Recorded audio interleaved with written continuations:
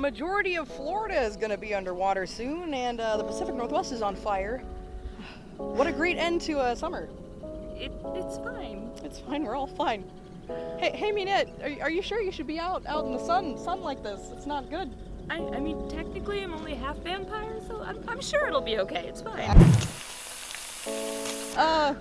I'm really glad we could come and hang out like this. You know, we never really get to see each other in person that often without any weird stuff happening to us. Right? I don't know what it was last time. Normally the magic we use doesn't affect technology like that. Never a dull moment in the world of us. So, I've been meaning to ask you, what is the worst Friday the 13th movie? What do you think it is?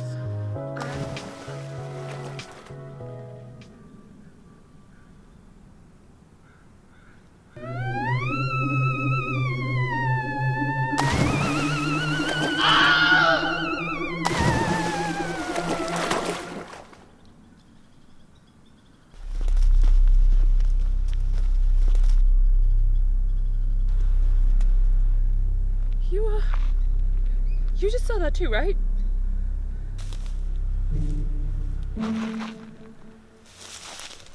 Do you see what I see?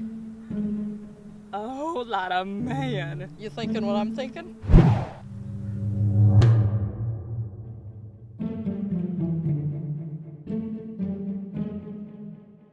And now, with that unexpected turn of events out of the way, may I introduce you to our esteemed guest, the camp counselor you wish you had, Mr. Jason Voorhees. And we have the pleasure of watching the worst Friday the 13th film with him. How do you like the new threads, buddy? Nothing against your old style choice. It was lovely. It's just, there was a certain... What we're saying is, you stink. But, you don't anymore, and you won't when you leave. Okay, well, and we didn't throw it away. We didn't throw your clothes away. We just washed them because we couldn't do it, buddy. Oh, no. You've got to stay. We gotta do this. Don't take this to heart, buddy. Any critiques we may have of this film are not personal attacks on you. Believe it or not, these are merely our opinions. Take from it what you will. And before getting into the film, we should talk a little bit about the history of the franchise. Not the whole thing, but enough to at least give you a taste of what it's been through. The original Friday the 13th film came out on May 9th, 1980. Producers at Paramount didn't expect much success on this project. Lo and behold, it ended up being one of the many classic 80s slasher franchises that we have come to love, but also make fun of throughout the years. Alongside the slasher movies of the 80s, Friday the 13th helped pave the way for various tropes and cliches we see within the horror genre today. Not to say Friday the 13th was cliche by any means, not for its time at least. It made such an impact in theaters for how shocked audiences were, namely parents, especially considering at the time a lot of parents didn't want their kids seeing something like this. It would be written about by mainstream film critics, but they would write about it in order to say, how harmful is this to society? Do people who watch these movies begin imitating them at some point? 9 movies and a butt ton of merchandising later, the franchise got sold to New Line Cinema, which is where many fans argue that the series started to go downhill. New Line Cinema produced and distributed Jason Goes to Hell, Jason X, Freddy vs. Jason, and the new 2009 remake. Moment of truth, you guys. Ready? Ready. And...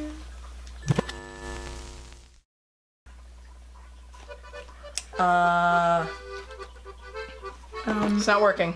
It's got Why is it- batteries. This might be a sign, but the real question is, Minette, all the chords. Why all the chords? I don't know. Just hang it out. I don't know what I'm supposed to do. gotta I'm figure pressing this out. play and it's not working. I mean, plan B. Well! Okay then. Our title sequence begins in hell, which is convenient considering Jason Goes to Hell leaves off with Freddy pulling Jason's mask down, implying his descent to the netherworld. Ya boy Jason's eyes come on screen as we are shown a sequence of imagery to suggest experimentation of a now captured Jason, whom is also scheduled to be put into cryogenic stasis. Why don't you stare at this for a little while, you ugly bastard? Whoa, man! What the hell? He wasn't doing nothing, just looking at you. See, if it's the smell you're upset about, I can guarantee you you're dealing with it all wrong. And if it's the staring that you're upset about, this is kind of what Jason does. You just kind of get used to it after a while. Dr. Wimmer informs Rowan that he's transferring Jason to the Scranton facility to conduct more research. She tries to argue with him, but he just walks on in. He's no longer your problem. Miss. Rowan manages to lock Jason in the cryogenic chamber, but is foiled in her plot when she gets stabbed. Oh look, the door is shutting too. A significant amount of time has passed. As more of our protagonists are introduced, we find out this professor and his group of students have come back to Earth to search for artifacts of a now decayed world. Stumbling upon Rowan, they realize with their technology they would be able to bring her out of cryostasis. Jason can come along for the ride too. In the next few scenes, we're introduced to all the expendable characters. With every Friday the 13th movie, you'll find it has a very specific formula. Part 1. Camp Crystal Lake. Bottoms up. Got him. Part 2. Stupid horny teenagers. Part 3. Underage drinking, drug use, and premarital sex. And last but not least, Jason Voorhees. Bada boom. Beautiful. Science. You don't need space.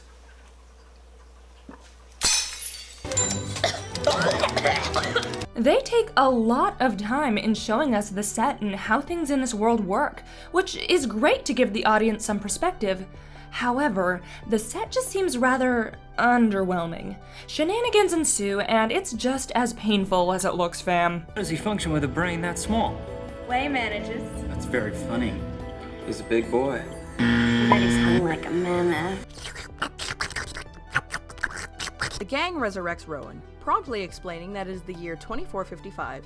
She is okay and everything's gonna be hunky-dory. They're on a transport ship heading home, actually. We're all good here. Meanwhile, our sneaky schemer finds out that Jason is worth a lot of money if sold to the right buyers. Talking about that sweet, sweet copyright, huh? And we have our first kill. Soon after, Jason begins to stalk the halls with his newfound futuristic-looking machete.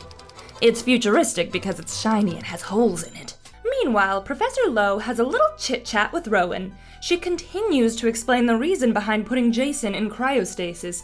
That reason being because they couldn't figure out how to kill him. So why not just freeze him? Seems reasonable.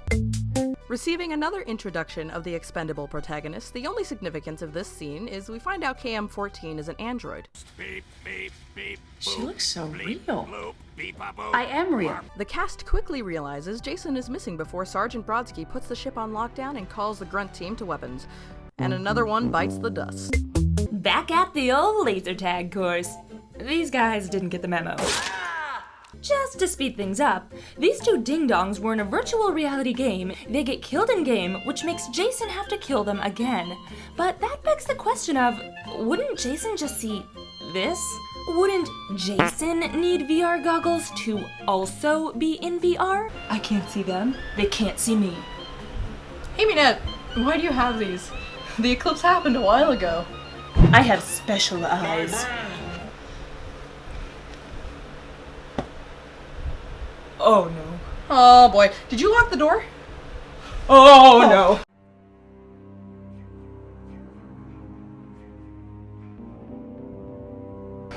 He's not in here either. Oh, ooh, ooh.